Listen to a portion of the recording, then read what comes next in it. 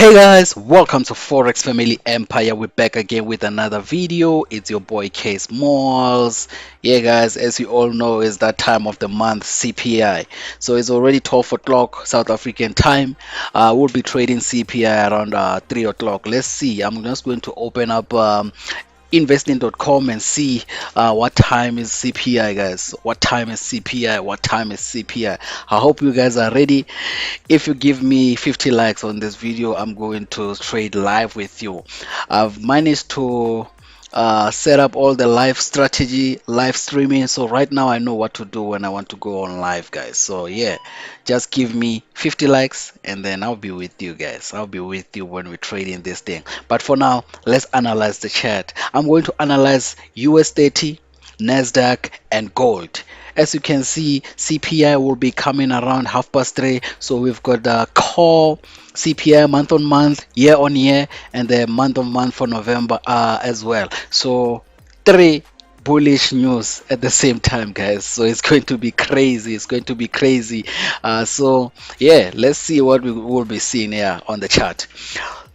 Starting with the let's see. This is the other account. Okay, let me just. I'll analyze it on this other account. I think I need to also. Yeah, let's do it. First of all, as you know, guys, I need to remove all the things that I've been doing. The next thing that I need to do, as you all know, guys, I always specify my highest points and lowest points. So basically, this is where the market turned and gave us a big movement. Everywhere where the market turns and give us the big movement, this is where we put our lines. So I'm on a weekly time frame. We saw a very nice spike here going down and we had a big movement here. So even right now, we can even use this one as our nice little zone here. So we've got another zone here.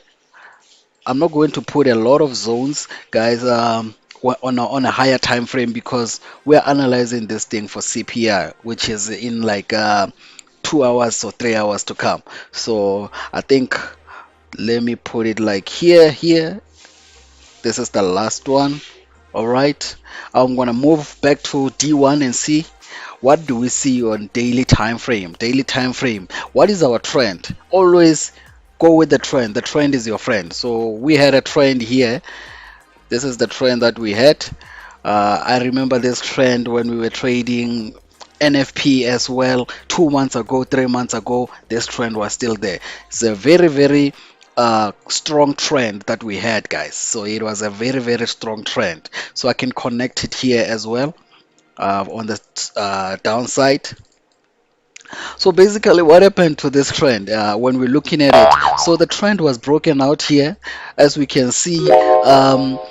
The market basically broke out the trend, retested it, and then went up to come and test this zone that I just drew here. So what happened is that the market we came back and retested this zone here. This is the daily zone that we specified there that gave us a big movement as well. So what's going to be happening here right now if we're looking at it like this? So we are on a bullish trend at the moment. The market is going up, but the TP for that, we need to look at it on this zone and this zone. So since it's CPI, you need to know what am I going to be doing? And you, what are you going to be doing? We saw this zone here was very strong. If we analyze the chart very early, we were going to pick this buy here because we're seeing a market moving within these zones. I'm just going to draw this zone as well again on the top. So this is the major zone, and then we're gonna have a very small one inside here. So saying, okay, if the market comes and touch here, we might expect a reversal here, guys. We might expect a reversal. I'll tell you my overall strategy when it comes to CPI, what I'm gonna be doing, whether I'll be buying or selling. So basically, this is what is happening right at the moment. H4, we saw a breakout on a higher time frame, but the movement hasn't happened so far. Is the CPI news going to be bullish or bearish? I'll tell you right now based on my analysis. I'm going to draw a trend outside of a trend here. So this is the trend we saw the market bouncing there. So the market has bounced there. So we had a nice rising wedge, or we can even call it a nice triangle. But yeah, it is a rising wedge. So right now I'm expecting something to happen. I'm expecting something like this to happen. Ask me what I'll be doing. This is a very, very easy CPI, I think, guys. So this is going to be a very easy CPI. Most CPIs and NFPs are ambiguous. I don't know what to do, but here I know what I'll be doing. I know that the market, the trend, CPI is gonna push us down. So right now, if we don't turn here, we're gonna turn here. If we don't turn here, we're gonna turn here, and then we're gonna go down.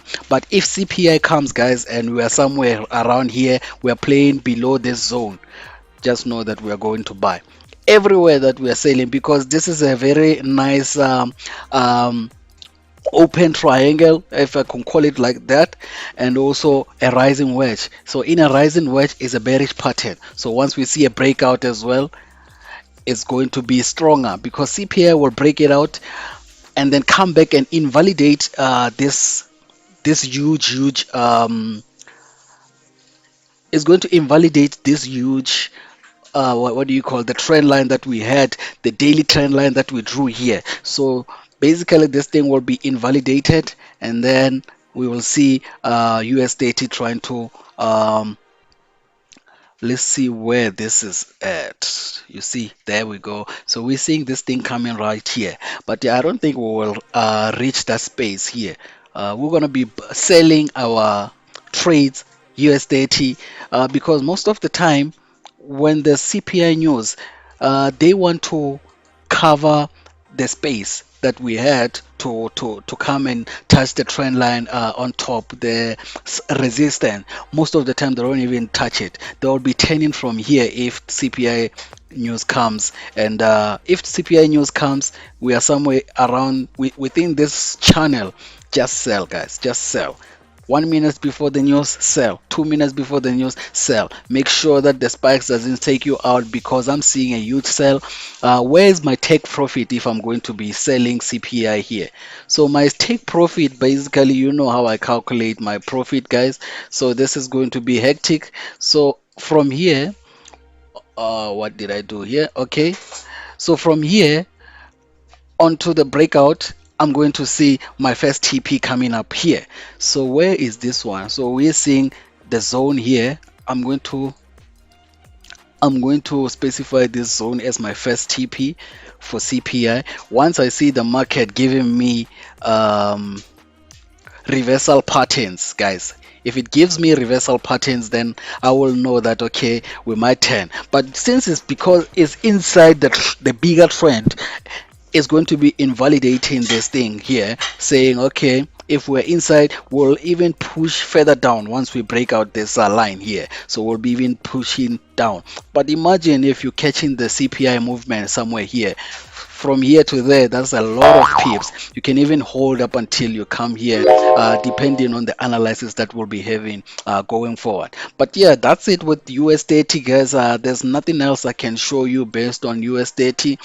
If I go to the smaller time frame at the moment as well, we are seeing a rising wedge as well here. We can even put it like this.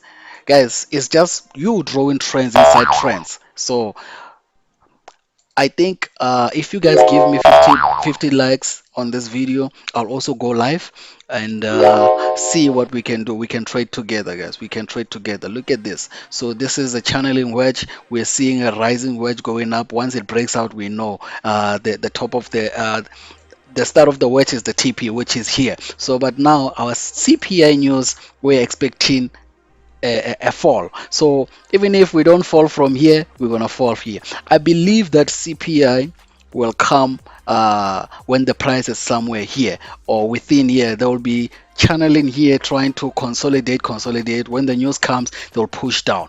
That's my analysis for today, guys. Let me give you gold, because Nasdaq and US30, they move one and the same. So I'm going to go to gold, and then when time is there, I'll move straight to Nasdaq, just to give you a sense of understanding when it comes to Nasdaq moving the same as gold. I mean, moving the same as US30. So basically, this is our gold. Hey, I'm seeing the same thing here. Let me see. You know, I always analyze this thing. I analyze this thing, put my lowest point and the highest points where there's always market giving us great movement when they touch that level. So we are seeing a lot of levels where gold has been giving us reversals, breaking that level and giving us nice movement.